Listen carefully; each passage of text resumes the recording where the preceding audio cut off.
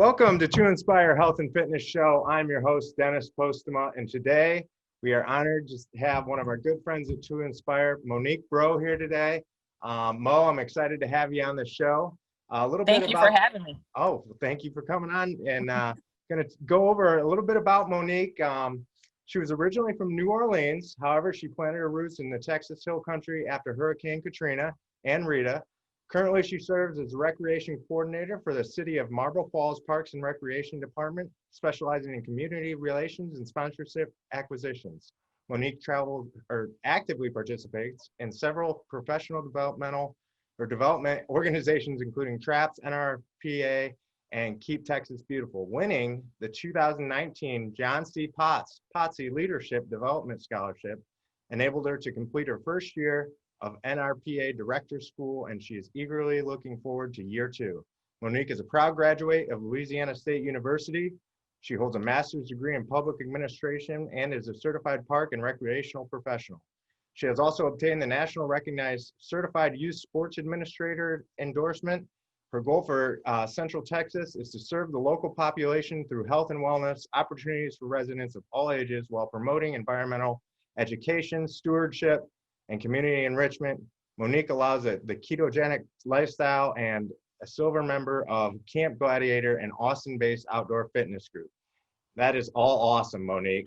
So tell me how you are even taking that in, how that's working right now with COVID, a little bit about, what's going on in your life with COVID with the Parks and Rec stuff.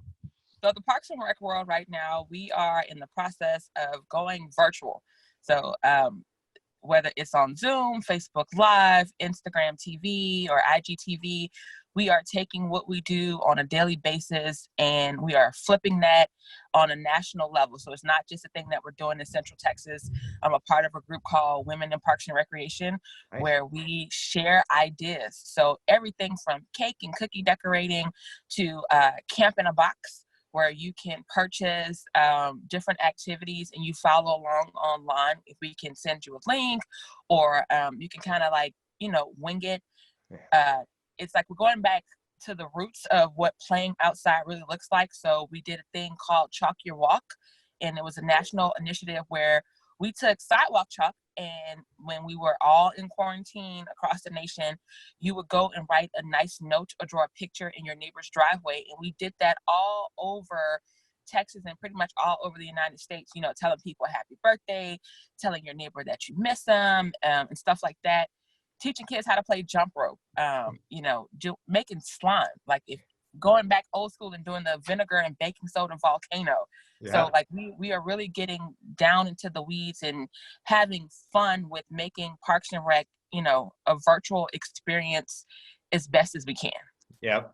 I love the technology, but I love the old school stuff that, we used to do that a lot of kids don't even know about anymore. And right. One blessing through COVID would actually probably be that, along with some of the people going back and cooking and making things that they may not have ever done had it not happened. So look at the silver lining, I guess, right? It's the perfect silver lining, because you think about how busy people are, like with the fast food generation, as I call it, that now you get to stay home, and instead of making, getting pancakes from a fast food joint, you can make a pancake bar. Like my friend, she did this thing where she's like, I'm gonna do a pancake bar for all my nieces and cousins. And I'm like, that's a perfect idea, because they were used to going out for brunch or lunch on Saturday mornings. So she flipped it and she's like, well, I'm gonna do the pancakes and do all the toppings. And I say, well, that's exactly what you do.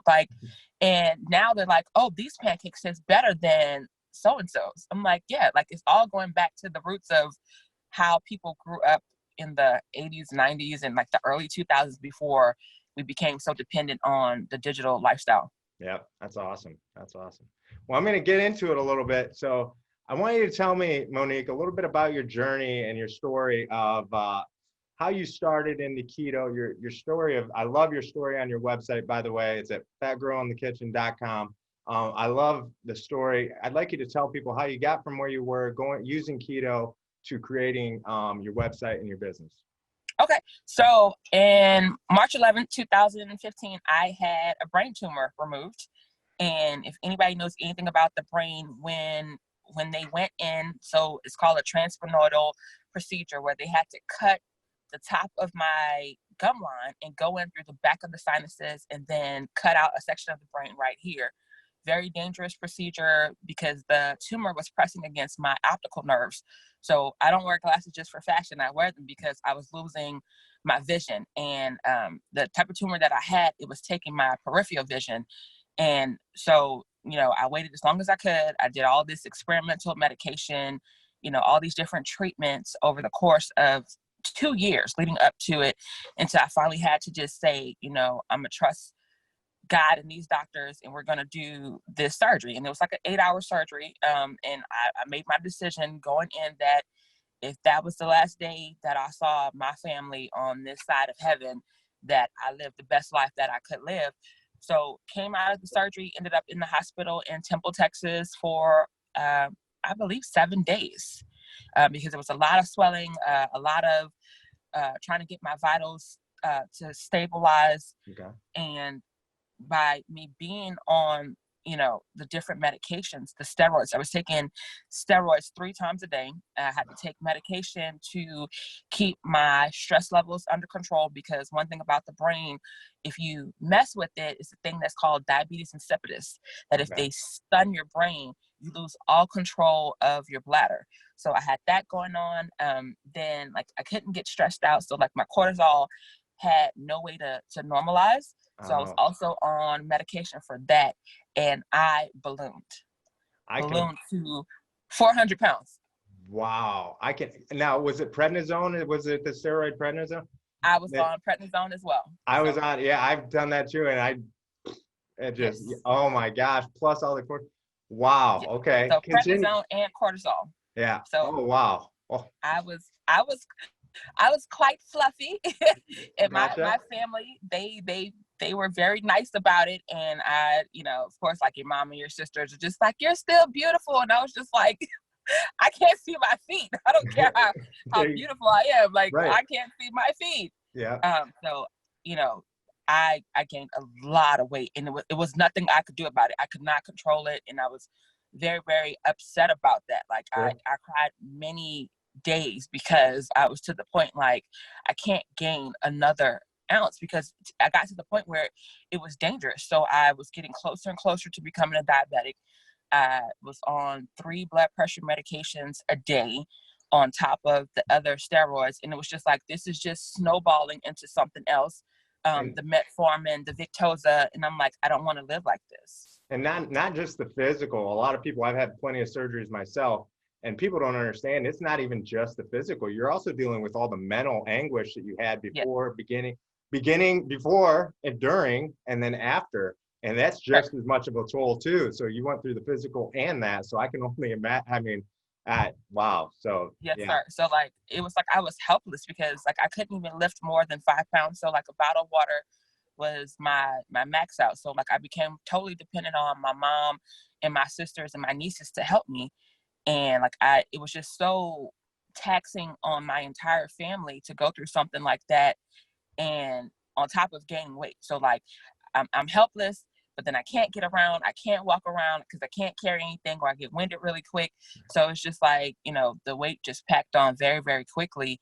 And how I ended up getting to the point of the ketogenic diet, like I got on the scale one day, because I avoided it. Like after surgery, I avoided it completely, because once you realize that your clothes don't fit, and you have, like, I had my pastor's wife, she got me an outfit, you know, to make me feel better, because it was right around my birthday.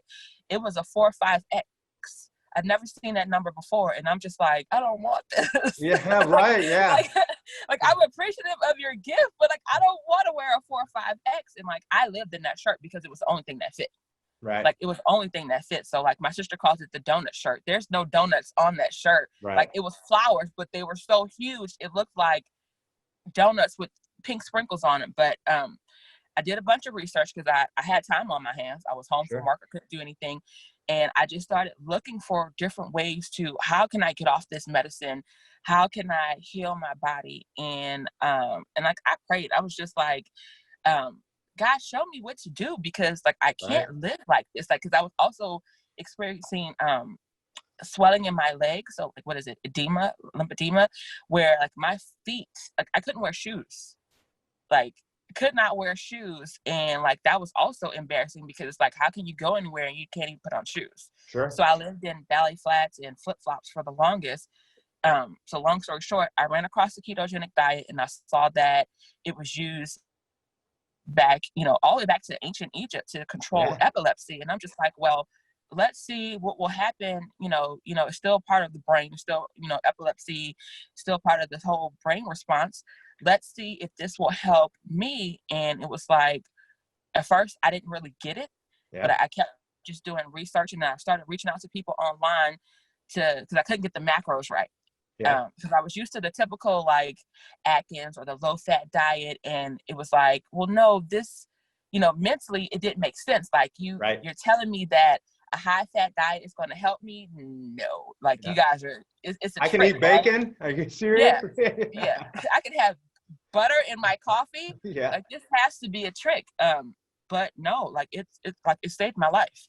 So August of 2016, when I was starting to wean off some of the medication, I had a nasty encounter with the customer. Like I had this lady walk into my office and tell me, you are so fat, like you are going to die of a heart attack. And like I was taken aback, like are we at high school? Like not even high school, are we in elementary school? Like, did you really just walk up to me and tell me that with the face and then expect me to continue to help you with not an attitude? And I laughed it off, but I took it with a grain of salt. And I'm just like, well, it's obviously something that the public sees that I don't see, because like I said, my family was just like, you're still full, you're still the same person. But it was an oxymoron, almost like being an overweight orthopedic doctor or overweight cardiologist. How are you an overweight parks professional? So I'm like, okay, this lady just insulted. I went home. I'm like, this lady just insulted me. I wrote this long Facebook post about her. And I'm just like, okay, so today's the day that we change. We change. And, and after that, I took it and I ran with it. And I've adapted it, the keto lifestyle to, the things that I like. I'm from Louisiana. In New Orleans, food is a passion. So the gumbo, the potato salad, the po' boys, the beignets. And I have adapted the way I was raised to eat to a ketogenic lifestyle. So like my family knows during the holidays, I'm not going to partake having, because I know how, or that I call it the carb hangover. Like I've experienced the carb hangover and it's not worth it. Like I'd rather be mentally clear and not have the aches and the pains, because like when I go back to carbs and sugar, like my body betrays me. Like every joint that I have is inflamed almost instantaneously. So like I know ketogenic is for me on a permanent basis. First of all, that's an awesome story. I mean, that your whole entire path is completely awesome. But the other thing is I love that you did your research, because so many people, I think everybody has a diet that works for them, or a plan or a lifestyle that works for them.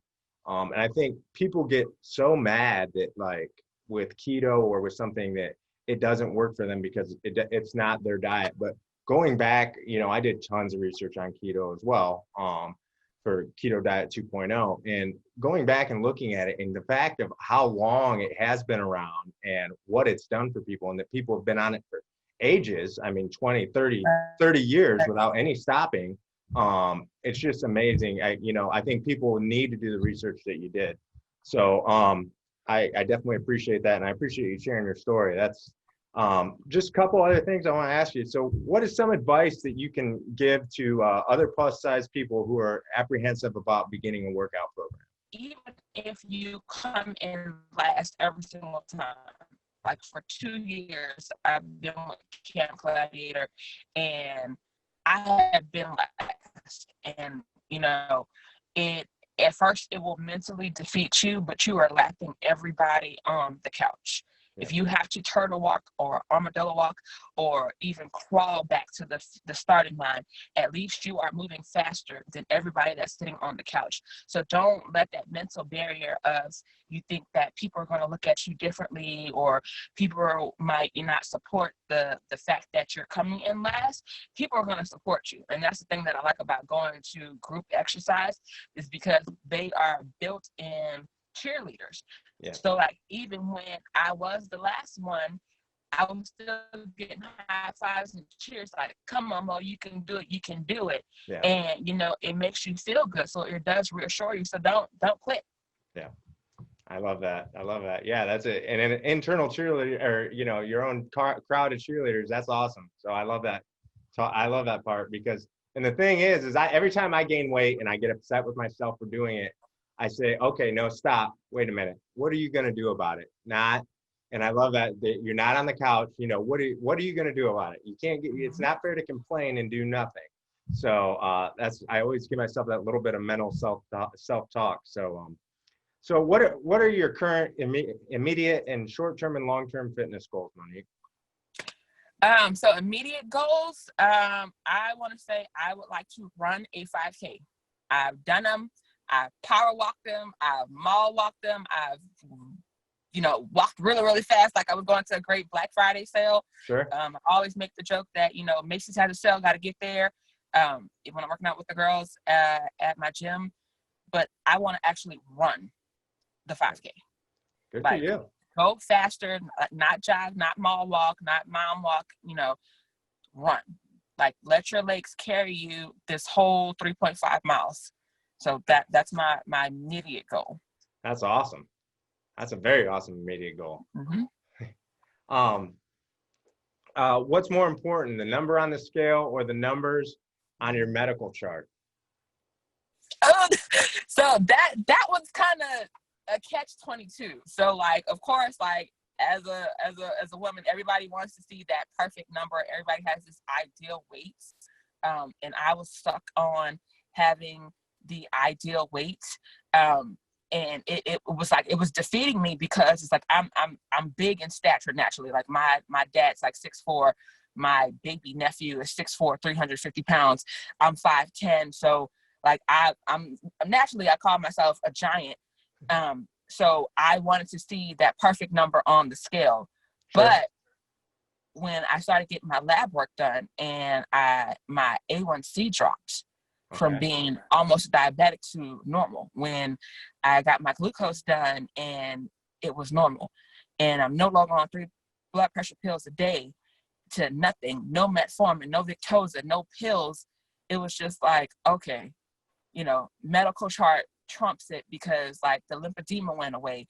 Like I wear a size 7 ring. Like who would have known that from a size 10 to a size 7, my feet went down, and like I dropped 80 pounds, and it's just like, okay, come on. Like we can do this. Like, yeah. So like I would say the medical chart, like start with the medical stuff, and then eventually you'll get to where your body is comfortable. Like everybody's not born to look like, Heidi Klum.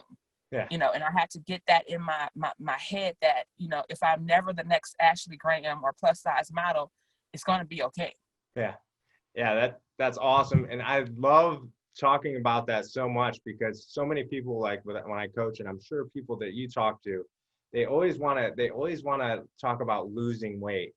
And that's great on the scale, but also the health factor is so important, along with depending on what you're doing. So if you've got somebody who's weightlifting along with doing cardio, you may lose weight initially, but if you're lifting weights, muscle weighs more than fat. So eventually you could be 4 sizes smaller and actually weigh more, so there's so many factors in that. And so still be heavier. Yeah, absolutely. And I love that. I love talking about that. And the medical part, isn't that what we're doing it for?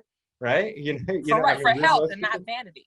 Yeah, exactly. I love that. So has the ketogenic diet solidified itself as a mainstay in our culture, or is it another fad?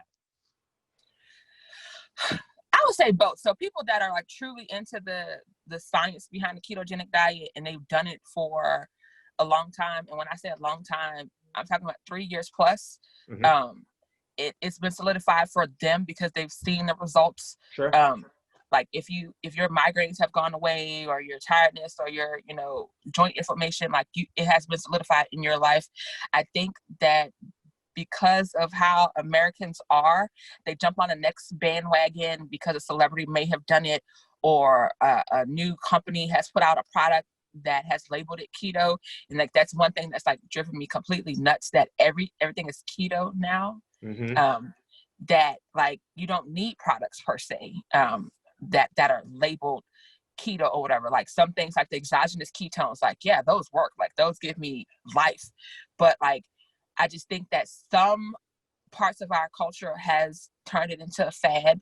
And some parts of culture, like this is a mainstay lifestyle that helps combat different ailments or illnesses that may be recurrent if you did not eat that particular way. Yeah. And the reason I say that, I just had a conversation with my friend before I hopped on this call, because she was trying to purchase these keto shakes. And I told her, I said, well, let me just give you a warning that if you don't commit to the ketogenic diet as a lifestyle, you're going to regain this weight with a vengeance once you stop. Yeah. And she was just like, well, I just want to lose 15 pounds. I said, but I'm just telling you, the minute that you stop, you're going to regain 15 plus, because you're just trying to use it as a quick fix. You're not trying to do it for the health benefits or as the lifestyle. You just saw it as, my birthday's at the end of the month and I can drop 15 pounds in 2 weeks. Yeah.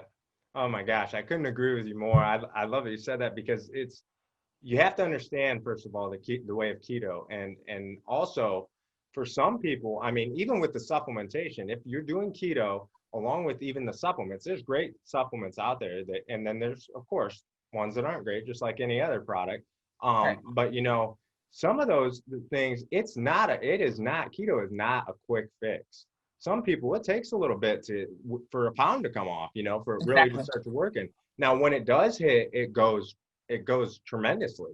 But it's not, hey, 2 weeks from now I want to be this, I'm just gonna take these keto pills. It's not. Yeah. It's not like that. Yeah. So I like that you touched on that. What has been your greatest non-scale victory thus far, and how did you celebrate that milestone? Now scale victory. So I told you that when I was battling with all the hormones and the lymphedema and all of that, like I was wearing ballet flats and flip-flops. So this year I was able to purchase a pair of athletic shoes that I could actually string up. So one thing that people don't realize, that when you are so overweight, sometimes like reaching your feet, like, and I joke about my feet all the time, that getting to your feet is not as easy as people think it is. Right. So like wearing shoes without laces becomes a lifestyle, something that you can slide in and out because it's easy. You don't have to be embarrassed to say, hey, can you come and help me put my shoes on? Right. Like I'm not an 80-year-old lady that can't bend over. Like I'm just a 30-something-year-old that can't reach their feet. So I was able to buy a pair of really cool Reebok athletic shoes, and they had the crazy laces and all these colors. And when I put them on, I was able to string them up without getting winded. And like, I was like a little kid on Christmas morning, like skipping around my kitchen, because I was able to wear shoes. First of all, a pair of shoes that I was able to order offline. I didn't even have to try them on to make sure my feet weren't swollen and all that. And I strung them up, and like I'm skipping and jumping, and I'm just like, look, I have on shoes that have strings in them. Yeah. And my mom was like, I'm so proud of you, like keep going, like congratulations. And like the best non-scale victory. And then this past weekend I wore a pair of high heels. And when you're overweight, like trying to balance on those skinny heels will make your joints and your ankles and your knees scream for mercy. I'm sure. Once you drop 80 pounds, it's just like, I can do this again. Because before I gained weight, like I loved wearing high heels. Like I'm a girly girl. So it was like a pair of high heels, like, yes, I'm wearing heels. Like, let's go to the grocery store because we have nowhere else to go. I can wear these anywhere. Exactly. So that felt great. And it was like motivation to keep going. That brings up an awesome point too. I always tell people about like talking about victory. The victory as far as like writing down your victories each day and writing down the small stuff along with the big awesome ones like wearing heels and wearing athletic shoes and getting there, because that's just an extra notch that's going to get us to the next level.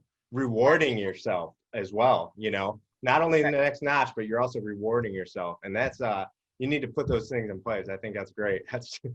That's awesome. So any advice you would give to anybody who's a little bit reluctant to start? Any, you know, if they get in their own head, any advice? If you could Get give out of one your own piece of head. advice, yeah, okay, Just get out of your own head. Like I will tell anybody, like I say all the time, I didn't choose the Parks life. The Parks life chose me. Like I come from a background in media and journalism, and did a complete 360 8 years ago and got into recreation. I am the last person you would think of in recreation. And get out of your own head and experience life. Stop living your life from the sidelines and just begin somewhere. Little bitty steps will eventually add up to bigger accomplishments. It's just like a paper towel roll. If you take one piece of the roll off every single day, and by the end of that roll you're going to realize, like, wait, how did I use them all at one time?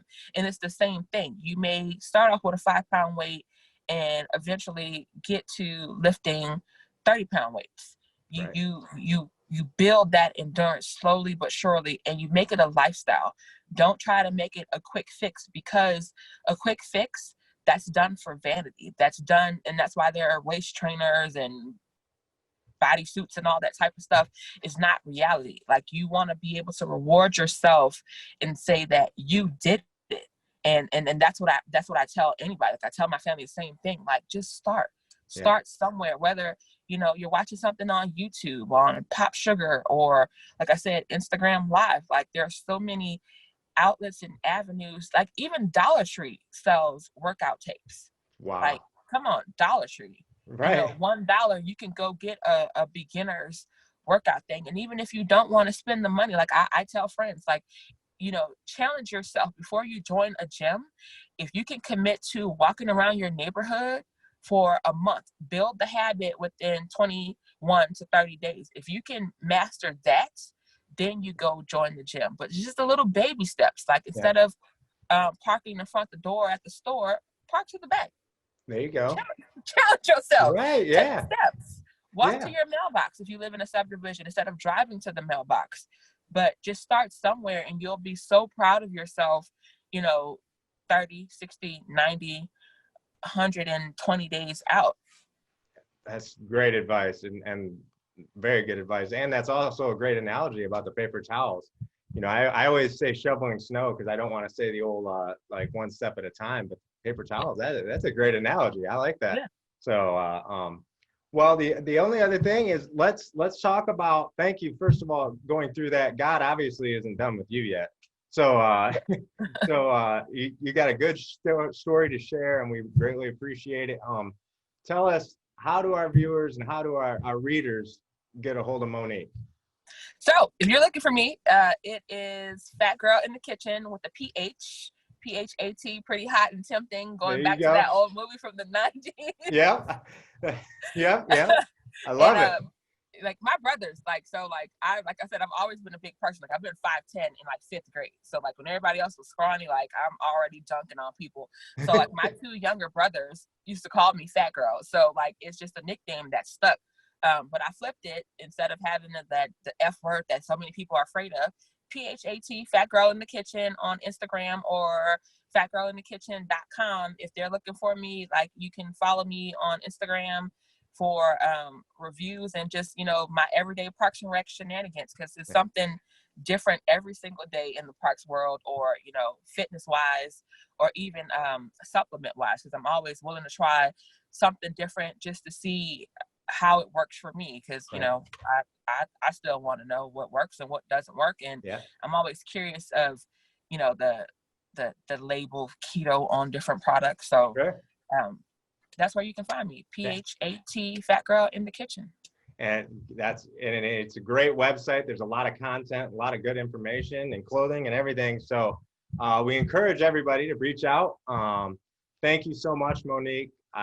It's a pleasure to have met you and to be your friend, and you to be a part of 2Inspire. We appreciate it. Thank you very much. Definitely. Thank you for having me. All right. And I'm going to go ahead and sign off, and I just want everybody to go ahead and live 2Inspire. Thanks.